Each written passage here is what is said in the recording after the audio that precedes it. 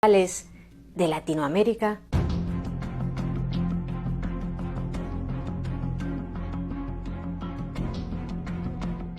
¿Qué tienen en común el guatemalteco Efraín Ríos, los argentinos Leopoldo Galtieri y Roberto Viola, el boliviano Hugo Banzer, el panameño Manuel Antonio Noriega, el haitiano Raúl Cedras y el peruano Vladimiro Montesinos, entre otros muchos militares, dictadores y asesinos latinoamericanos? En efecto, todos pasaron por la misma escuela, la infame Escuela de las Américas. La madrugada del 16 de noviembre de 1989, el silencio del campus de la UCA, la Universidad Centroamericana, en San Salvador, fue destrozado por el estruendo de los disparos. Un escuadrón de élite del ejército salvadoreño, el batallón Atlácatl, irrumpió en la residencia de los jesuitas. Su misión principal era asesinar al rector de la universidad, el teólogo y filósofo hispano-salvadoreño Ignacio Ellacuría, nacido en España, en Portugalete, y una de las voces más prominentes del país, que abogaba por una solución pacífica a la sangrienta guerra civil. Los militares lo consideraban el cerebro de la guerrilla izquierdista, una acusación difundida por los sectores más radicales de la derecha salvadoreña para deslegitimar su influencia y justificar la violencia en su contra. Los soldados arrastraron a 5 de los sacerdotes de sus camas al jardín trasero, los obligaron a tumbarse boca abajo sobre el césped y a sangre fría les dispararon en la cabeza. La orden de los superiores era explícita y brutal: no dejar testigos. Así que tras asesinar a Ellacuría, Ignacio Martín Baró, Segundo Montes, Amando López y Juan Ramón Moreno, todos españoles, los soldados volvieron a entrar en la residencia y mataron a un sexto jesuita, el salvadoreño Joaquín López y López. En su búsqueda por eliminar a cualquier testigo, encontraron al ama de llaves de los sacerdotes, Elba Ramos, y a su hija de 16 años, Celina, agazapadas en un rincón de un dormitorio, abrazándose aterradas. Sin piedad, los pistoleros también las asesinaron. En total, 8 personas fueron masacradas.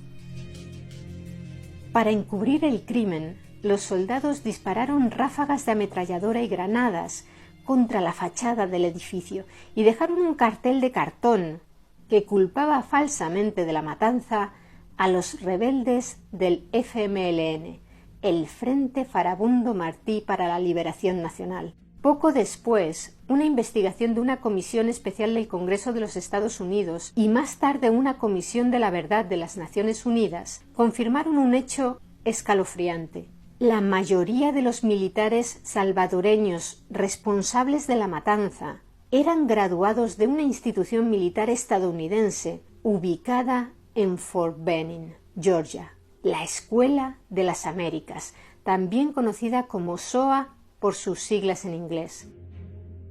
Por cierto, las comisiones de la verdad de la ONU son organismos no judiciales creados normalmente tras un conflicto para investigar y documentar patrones de violaciones de derechos humanos, buscando esclarecer el pasado para fomentar la reconciliación.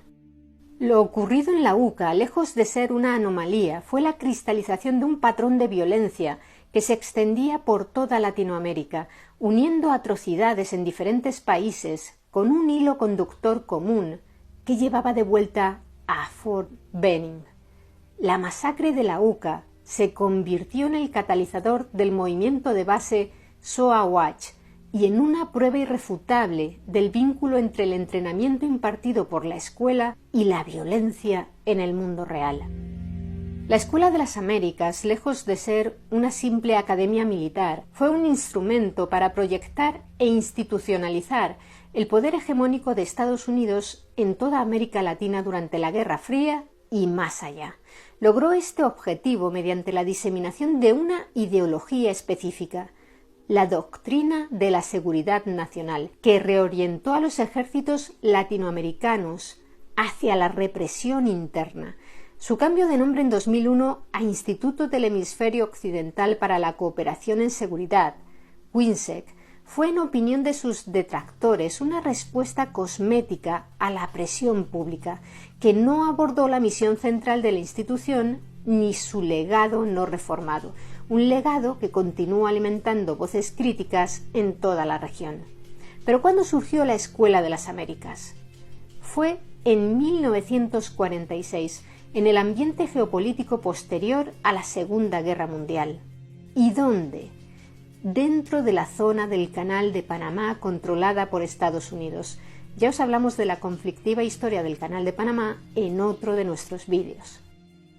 En sus inicios, la escuela se llamó Centro de Entrenamiento Latinoamericano, División de Tierra, y se estableció en el Fuerte Amador, en el extremo sur del Canal de Panamá, en la costa del Pacífico. La institución experimentó varios cambios de nombre en sus primeros años. Fue rebautizada como Escuela del Caribe del Ejército de Estados Unidos en 1949, momento en el que se trasladó a Fort Gulick, también en la antigua zona del canal, y el español se convirtió en su idioma oficial. Finalmente adquirió su nombre más conocido, Escuela de las Américas del Ejército de Estados Unidos, en 1963. El propósito declarado de la escuela era multifacético.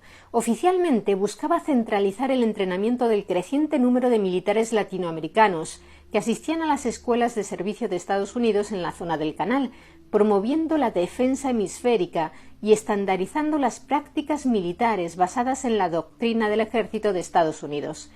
Un objetivo estratégico clave era suplantar la influencia militar que las potencias europeas, especialmente Alemania, Francia e Italia, habían ejercido en la región antes de la guerra. Los planes de estudio iniciales reflejaban este enfoque aparentemente técnico, centrándose en funciones de apoyo militar como la mecánica de artillería, la reparación de automóviles, la cocina y cursos básicos de infantería y policía militar. Sin embargo, la creación de la escuela no fue simplemente una iniciativa técnica o educativa. Fue un movimiento estratégico para consolidar la influencia militar estadounidense en lo que Washington consideraba, inmediatamente después de la Segunda Guerra Mundial, su patio trasero.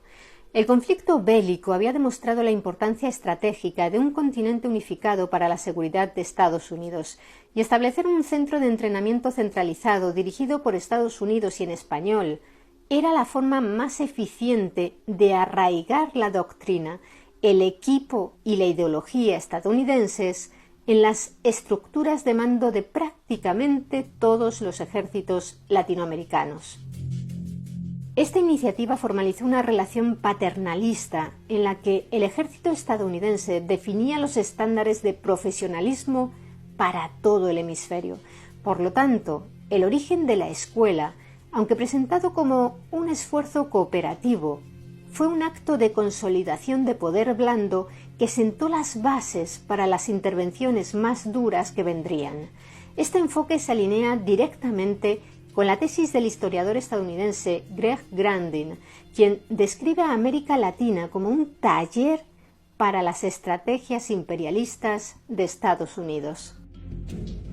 El triunfo de la Revolución cubana en 1959 fue un punto de inflexión en las relaciones entre el gigante norteamericano y América Latina, un evento que remodeló drásticamente la política exterior estadounidense y la misión de la Escuela de las Américas. El temor a la propagación del comunismo, encarnado en la figura de Fidel Castro, llevó a la administración del presidente John F. Kennedy, demócrata, a cambiar drásticamente el enfoque de la escuela. El plan de estudios se amplió rápidamente para incluir cursos de contrainsurgencia, técnicas de interrogatorio y operaciones psicológicas.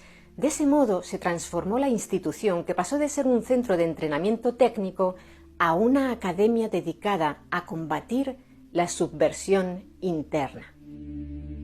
Este cambio fue parte de una estrategia hemisférica más amplia.